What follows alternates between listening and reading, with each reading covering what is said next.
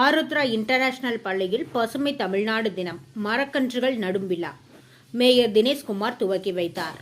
தமிழ்நாடு வனத்துறையின் பசுமை தமிழ்நாடு இயக்கத்தின் சார்பில் செப்டம்பர் 2024 பசுமை தமிழ்நாடு தினம் கொண்டாடப்பட்டு வருகிறது.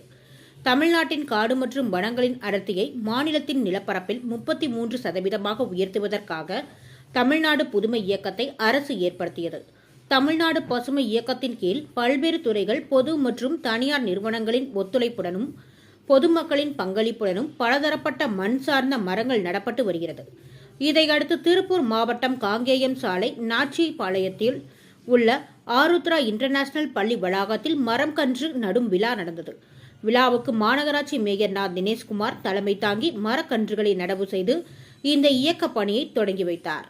விழாவில் திருப்பூர் வனசரகர் அலுவலர் சுரேஷ் கிருஷ்ணன், ஆருத்ரா பள்ளி தாளாளர் நவநீதன், நாச்சிபாளையம் ஊராட்சி மன்ற தலைவர் விஜய ரத்தினகுமார், வனவர்கள் வெங்கடாச்சலம், சிவியா, திருமூர்த்தி, உமா மகேஸ்வரி மற்றும் வன காப்பாளர்கள் பொம்மன், கணபதி, செல்வம், சரக பணியாளர்கள், பள்ளி ஆசிரியர்கள், பள்ளி குழந்தைகள் உட்பட பலர் கலந்து கொண்டனர். 500 மரக்கன்றுகள் நட ஏற்பாடு செய்யப்பட்டிருந்தது.